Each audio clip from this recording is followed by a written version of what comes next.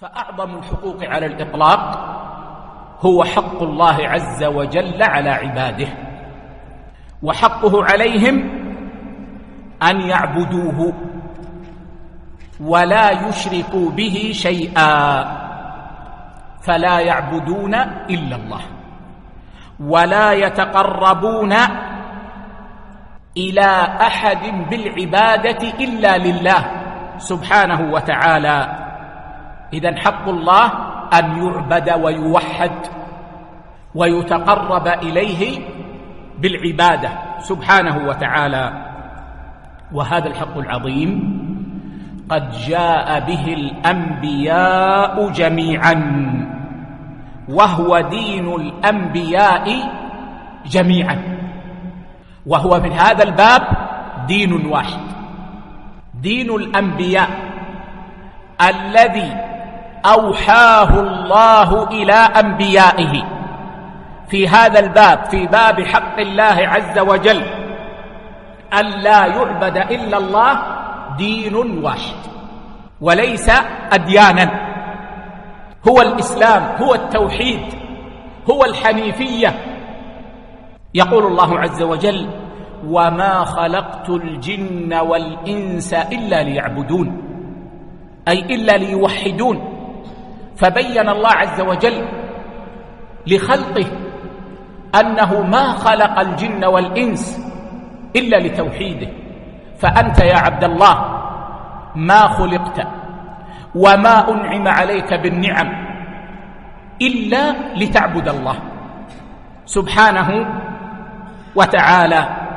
وقال الله عز وجل: وإذ أخذ ربك من بني آدم من ظهورهم ذريتهم وأشهدهم على أنفسهم ألست بربكم قالوا بلى شهدنا أن تقولوا يوم القيامة إنا كنا عن هذا غافلين أو تقولوا إنما أشرك آباؤنا من قبل وكنا ذرية من بعدهم أفتهلكنا بما فعل المبطلون.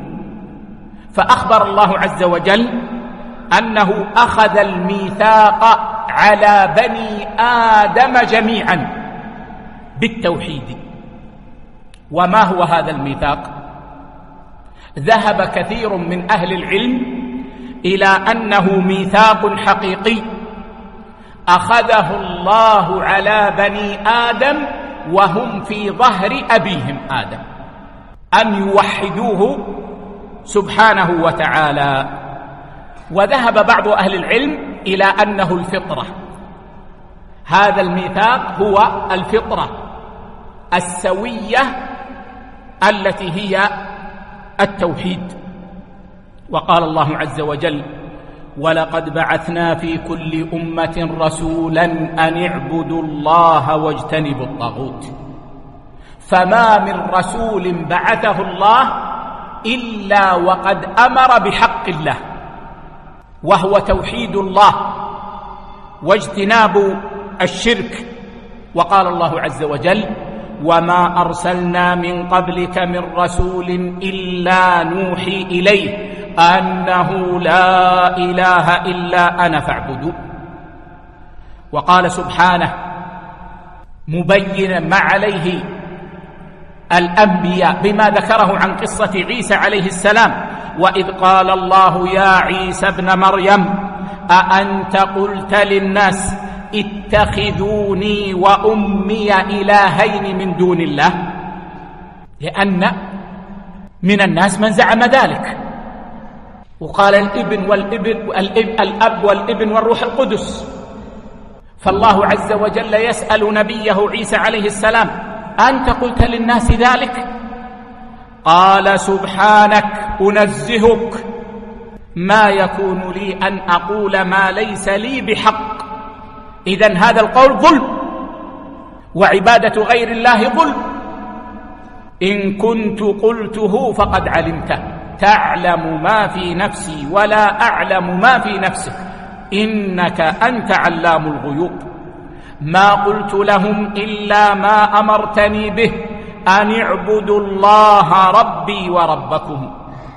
هذا الذي أمر الله عز وجل به الأنبياء، أن اعبدوا الله ربي وربكم، وهذا الذي قاله الأنبياء جميعا، وإنا والله شهود له.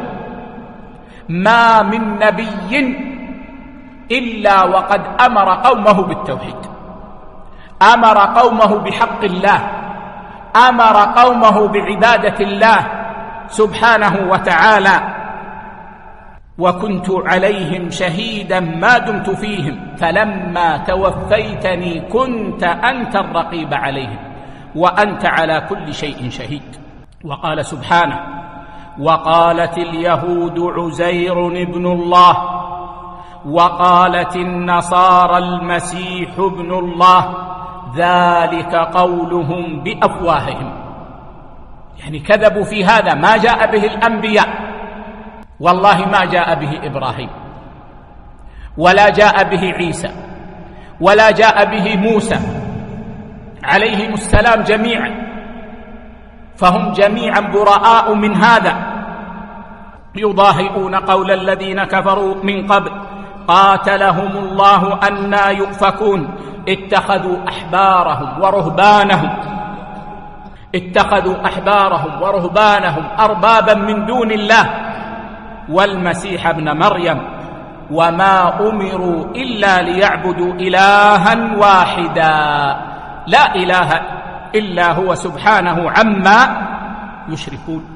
وقال الله عز وجل مجليا هذه القضية الكبرى: وما أمروا إلا ليعبدوا الله مخلصين له الدين حنفاء ويقيموا الصلاة ويؤتوا الزكاة وذلك دين القيمة.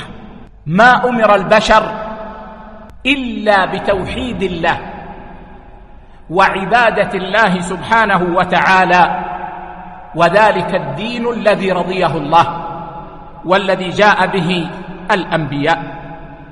وقد جاء في القرآن أنه لا يعبد إلا الله، ولا يعبد الله إلا بما شرع في كتابه أو في سنة رسوله صلى الله عليه وسلم. قال الله عز وجل: قل إنما أنا بشر مثلكم يوحى إلي أنما إلهكم إله واحد فمن كان يرجو لقاء ربه فليعمل عملا صالحا ولا يشرك بعبادة ربه أحد.